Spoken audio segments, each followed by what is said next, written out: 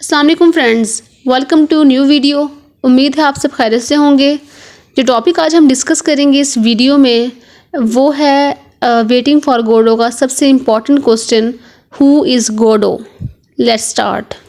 Who is Godot in waiting for Godot. जैसा कि हम जानते हैं कि इस ड्रामा का जो राइटर है वो है सैमुअल बेकेट, और हम ये बात भी जानते हैं, अगर आप लोगों ने इस प्ले को पढ़ा है, कि टाइटल से लेके वेटिंग फॉर गोडो से लेके इसके एंड तक इसमें 2 एक्ट्स हैं। इन दोनों एक्ट्स में सिर्फ एक ही बात हो रही है, जो स्टोरी है वो एक ही बात के इर्द गिर्द घूम रही है, और वो बात ये है कि जो इसमें कैरेक्टर्स हैं वो वेट कर रहे हैं गोडो का। पूरी स्टोरी, पूरे 2 एक्ट्स जो हैं वो इसी बात के अराउंड घूम रहे हैं। कैरेक्टर्स बैठे हैं, वो कुछ खा पी रहे हैं, वो कुछ करने जा रहे हैं। उनका जो मेन मकसद है ना वो है वेट करना गोडो का। अब अगर हम इसका देखें इसमें, तो इसका अगर हम इंटरप्रिटेशंस करें और क्रिटिकल एनालिसिस करें तो तकरीबन जो हर क्रिटिक है ना, हर क्रिटिक का जो मीनिंग है गोडो के लिए वो डिफरेंट है। क्योंकि जैसा कि हम जानते हैं कि इस ड्रामा में बताया नहीं गया कि गोडो कौन है, तो हर इंटरप्रेटर्स, हर क्रिटिक जो है वो अपने अकॉर्डिंग इसको इंटरप्रेट करता है, अपने अकॉर्डिंग इसका मीनिंग बताता है। क्योंकि यहाँ पे जो मीनिंग है वो दिया नहीं गया, वो बताया नहीं गया। तो हम देखेंगे इस क्वेश्चन में आज कि कौन कौन सी पॉसिबिलिटीज़ बनती हैं, गोडो कौन कौन हो सकता है। हम डिफरेंट क्रिटिक्स को उठाएंगे, उनके ओपिनियंस देखेंगे कि ये उसने क्या कहा है, उस बंदे ने क्या कहा है, और हमारे अकॉर्डिंग गोडो हमें क्या लगता है कि कौन हो सकता है। तो सबसे पहले हमारे पास है एलिक रेड। वो कहते हैं कि even those who agreed that Godot had a meaning were deeply divided among themselves as to what that meaning was. वो कहते हैं कि जो हमारे पास मेजोरिटी है ना, फॉर एग्जांपल 80% जो अवाम है, जो ऑडियंस है, जो रीडर्स हैं, वो कहते हैं कि जो गोडो है उसका कोई ना कोई मीनिंग है। मतलब कि जो गोडो दिया गया है इस प्ले में वो मीनिंगलेस नहीं है, वो नथिंगनेस नहीं है, बल्कि कोई ना कोई मीनिंग रखता है गोडो। और जो 80% जो लोग हैं ना, जो ये बात से एग्री करते हैं, उनके अंदर भी डिस्ट्रिक्शंस हैं। वो लोग भी एग्री नहीं होते, क्योंकि उन 80% में से हर बंदे का ओपिनियन डिफरेंट है। वो ये बात मानते हैं कि गोडो का मीनिंग है, लेकिन वो इस बात पे एग्री नहीं होते कि कोई एक मीनिंग है। हर बंदा अपने अकॉर्डिंग उसका मीनिंग अलग बताता है। वो ये बात कर रहा है कि जो लोग बिलीव करते हैं इस बात पे कि गोडो का मीनिंग है, उनके अंदर भी जो अक्सरियत है वो यही कहती है कि इसका मीनिंग ये है, इसका मीनिंग ये है। ये लोग भी एक मीनिंग पे इत्तेफाक नहीं करते, एग्री नहीं होते। इसके बाद वो कहते हैं कि 2 कैरेक्टर्स हैं, व्लादिमीर और एस्ट्रागोन, वो लोग वेट कर रहे हैं। अब हमें नहीं पता कि वो किसी इंसान का वेट कर रहे हैं या किसी डिवाइन फिगर का वेट कर रहे हैं। वो जो चीज़ भी है जिसका वो वेट कर रहे हैं, उसको इस प्ले में कहा गया है गोडो। वो कहते हैं कि हम देखते हैं प्ले के एंड तक गोडो उनसे मिलने नहीं आता। और ये बात भी कही गई है कि जो गोडो की जो आइडेंटिटी है ना, वो खुद एक क्वेश्चन है और जिसको अभी तक आंसर नहीं किया गया। ये किसका ओपिनियन था? ये था एलिक रेड का। अब हम देखते हैं रूबिकॉन क्या कहता है। According to Rubicon, Godot has been variously identified as God, a diminutive god, love, death, silence, hope, Degalu, a Balzac character, a bicycle racer, and a Paris street for call girls. हमारे पास जो Ruby है ना, वो कहते हैं कि Godot को ना हम बहुत बार आइडेंटिफाई कर चुके हैं। कुछ लोग कहते हैं ये गॉड है, कुछ कहते हैं ये मिनी गॉड है, कुछ कहते हैं ये लव है, कुछ कहते हैं जो गॉड है, गोडो हमारे पास है वो डेथ है, वो साइलेंस है, वो होप है, वो एक करेक्टर है, वो एक रेसर है। मतलब कि वो कहते हैं कि हर इंटरप्रेटर्स जो है ना, हर जो क्रिटिक है उसके अकॉर्डिंग ये चीज़ें बनती हैं। मतलब कि गोडो को हम इस तरह आइडेंटिफाई कर चुके हैं। अब हम देखते हैं जो हमारे ड्रामा का राइटर है सैमुअल बेकेट, वो क्या कहता है कि गोडो कौन है। क्योंकि हम सब ये बात एक्सपेक्ट करते हैं कि जो इसका राइटर है उसको तो पता होगा कि गोडो कौन है, क्योंकि उसने ये प्ले लिखा है, उसने ये ड्रामा लिखा है। तो हमारे पास एक बंदा था एलन सेकेंडर, वो कहते हैं कि उसने क्वेश्चन किया है हमारे राइटर से, सैमुअल बेकेट से। उसने पूछा है कि गोडो कौन है। तो जो बेकेट है वो रिप्लाई करता है, if I know I would have said so in the play. Beckett कहता है कि अगर मुझे खुद पता होता कि गोडो कौन है तो मैं प्ले में ही लिख देता, मैं प्ले में ही बता देता कि गोडो कौन है। तो ये चीज़ शो कर रही है, उसका आंसर शो कर रहा है कि राइटर को भी नहीं पता कि गोडो कौन है। तो ये बात भी कही गई है कि जो इस प्ले की वेटिंग फॉर गोडो की फेमस होने की, सक्सेसफुल होने की जो रीज़न है वो यही मिसअंडरस्टैंडिंग है क्योंकि किसी को नहीं पता कि गोडो कौन है, यहाँ तक कि राइटर को भी नहीं पता। तो जो क्रिटिक्स हैं, जो पब्लिक है, जो रीडर्स है, जो ऑडियंस है, वो अपना मीनिंग इस गोडो पे इम्पोज करने की कोशिश कर रही है। कुछ लोग कह रहे होते हैं कि इसका एलेगोरिकल मीनिंग है, कुछ कहते हैं सिम्बॉलिक मीनिंग है। तो हर बंदा अपना मीनिंग इस पर इम्पोज कर रहा है। जैसा कि हम जानते हैं कि सबसे पहले वेटिंग फॉर गोडो लिखा गया था फ्रेंच लैंग्वेज में। तो हम देखते हैं शायद गोडो का मतलब फ्रेंच में कुछ बनता हो। तो अगर हम गोडो का मीनिंग देखें फ्रेंच के कॉन्टेक्स्ट में, तो हमें बहुत सारे मीनिंग मिलते हैं। According to grammar there are some common French words and phrases which begin with God.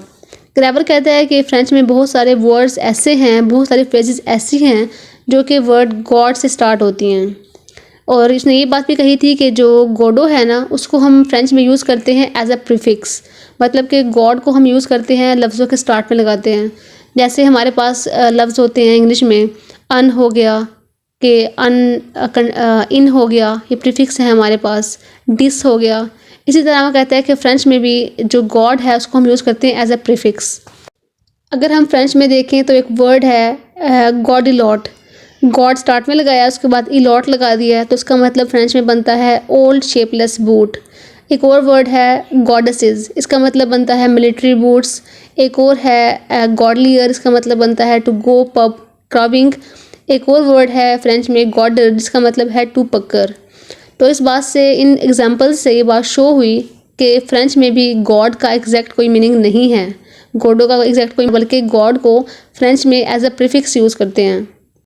अगर हम देखें आयरिश में गोडो का मीनिंग, आयरिश लैंग्वेज में, तो वहाँ पे गोडो का मीनिंग गॉड बनता है। जैसा कि हम जानते हैं कि राइटर जो है वो आयरिश था, तो उसका मीनिंग अगर हमने आयरिश लैंग्वेज में देखा तो वहाँ पे इसका मतलब गॉड बनता है, जिसको हम एज अ सिग्निफायर यूज़ करते हैं डिफरेंट डिबेट्स में, डिफरेंट इंटरप्रिटेशंस में। अब अगर हम देखें वेटिंग फॉर गोडो को as a Christian play, as a morality play, जैसे कि हम जानते हैं कि ड्रामा के एंड तक, लास्ट एक्ट तक, जो हमारे पास गोडो है वो एक मिस्टीरियस फिगर रहता है, उसको हम नहीं पता चलता कि वो है कौन। अगर हम इस ड्रामा को एज अ क्रिश्चियन प्ले लें या फिर एज अ मोरालिटी प्ले लें, तो गोडो का मतलब बनता है गॉड। मार्टिन एस्लिंग कहता है कि ये जो प्ले है, play is concern with the ultimate realities of human condition, कि जो प्ले है ये ह्यूमन कंडीशन को डिफ़ाइन करता है, उसकी अल्टीमेट रियलिटीज़ को डिफ़ाइन करता है, कंसर्न करता है उससे। अगर हम इसको एज अ अब्सर्ड ड्रामा लें, अब्सर्ड प्ले लें, तो is concern with the fundamental problems of life and death. तो ये इंसान की जो बुनियादी मुश्किलें हैं, बुनियादी प्रॉब्लम्स हैं, उनको डील आउट करता है, उनसे कंसर्न करता है। वो कहता है कि अगर एक इंसान है नॉर्मल लाइफ में और he fails to answer the questions, और उसको किसी क्वेश्चन के आंसर नहीं हारे, किसी अल्टीमेट रियलिटी के आंसर नहीं हारे, तो जाहिर है वो अपने गॉड के बारे में सोचता है, अपने क्रिएटर के बारे में सोचता है, अपने रिलीजन के बारे में सोचता है।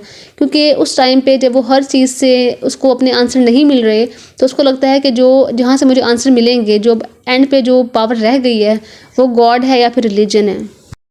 अब हम देखते हैं meaning of Godot in Bible, Old Testament of Bible.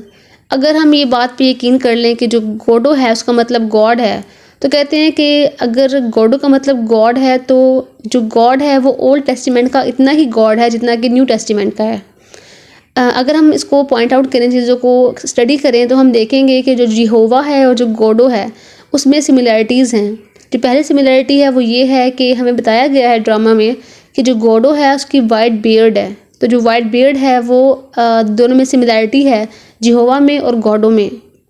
इसके अलावा अगर हम इसको पढ़ें, प्ले को नोटिस करें, तो हम देखेंगे कि जो गोडो है, गोडो डज़ नॉट लव एवरीबडी। गोडो हर बंदे से प्यार नहीं करता। जैसे कि हम जानते हैं कि व्लादिमीर रेस्ट्रोकॉन के पास एक लड़का आता है, एक मैसेंजर आता है, जो कि बताता है कि जो गॉड है वो मुझे रिवॉर्ड करता है, जबकि मेरे भाई को पनिश देता है। तो ये चीज़ शो कर रही है कि वो चीज़ दिखाते हैं कि जो गोडो है उसके पास हैंडसम रिवॉर्ड है उस मैसेंजर के लिए, उस बंदे के लिए जो कि गॉड्स को टेंड करता है, जबकि पनिश करता है उस बंदे को, उस लड़के को जो कि शीप्स को चराता है। तो ये चीज़ शो कर रही है कि हर बंदे से गोडो लव नहीं करता, बल्कि एक मैसेंजर से वो लव करता है, दूसरे से नहीं करता। तो जो गॉडो की ये जो आदत है, ये जो हैबिट है, ये यहोवा से इस तरह मिलती है क्योंकि जो यहोवा है ना, वो प्रेफर करता है एबल को, जबकि केन को वो प्रेफर नहीं करता। तो ये सिमिलैरिटी है गोडो और यहोवा के दरमियान। क्योंकि जो गोडो है वो भी एक लड़के से लव कर रहा है जबकि दूसरे बंदे को पनिश कर रहा है। ये जो यहाँ पे रेफरेंस दिया गया है गॉड्स का और शीप्स का, ये एक गॉस्पेल में भी मिलता है। एस.टी. मैथ्यू कहता है कि and the Christ shall see the sheep on his right hand but the gods on the left. तो ये रेफरेंस है गॉस्पेल से। तो इन एग्जाम्पल्स के थ्रू कहीं ना कहीं हम मान सकते हैं कि बाइबल के अकॉर्डिंग जो गोडो है वो गॉड ही है, क्योंकि सिमिलैरिटीज़ मिल रही हैं जिहोवा और गोडो के दरमियान। इसके बाद नेक्स्ट पॉइंट हमारे पास है relationship between divine क्रूरलिटी and human suffering. यहाँ पे स्पेलिंग गलत है डिवाइन के, वो सेट कर लीजिएगा। कहते हैं कि जो गॉडो है अगर हम उसको समझें कि वो गॉड है तो हम देखेंगे कि अक्सर जगह पे जो गॉडो है वो हमारे लिए सफरिंग का बायस है। अगर हम इस प्ले को माइन्यूटली पढ़ें तो हम देखेंगे कि जो हमारे पास 4 कैरेक्टर्स हैं एस्ट्रागॉन, व्लादिमीर, लकी एंड पोजो, वो तमाम के तमाम चारों के चारों सफरिंग में हैं। वो सफ़र कर रहे हैं, कोई किसी चीज़ से गुजर रहा है, कोई किसी चीज़ से गुजर रहा है। और अगर हम बिब्लिकल रेफरेंस देखें तो वहाँ पे कहा गया है कि जो इंसान की जो सफरिंग है ना, suffering of human beings is divine punishment, वो डिवाइन की पनिशमेंट है। तो यहाँ पर रिलेशन दिखाया गया है डिवाइन के दरमियान और सफरिंग के दरमियान। अब कुछ क्रिटिक्स ये भी कहते हैं कि जो गॉडो है वो गॉड नहीं है, क्योंकि इस ड्रामा में दिखाया गया है गॉडोज हॉस्टैलिटी। अगर हम इस ड्रामा को पढ़ें माइन्यूटली तो हम देखेंगे कि जो गॉडो है उसको as a hostile figure show किया गया है। पहले एग्जांपल ये है कि जो गॉडो है वो एक लड़के से मोहब्बत कर रहा है जबकि उसी के भाई को मार रहा है। तो जो हमारा गॉड है वो ऐसे कैसे कर सकता है, क्योंकि वो तो हर बंदे से काइंड होता है। तो कहा गया है कि वो गॉड नहीं है बल्कि वो गॉडो कोई और है। और अगर हम देखें तो ड्रामा के अंदर व्लादिमीर को रोज़ कोई आके कैरेट देता है और टर्निप्स देता है, जबकि उसी के दोस्त को एस्ट्रागॉन को रोज़ कोई मारता है।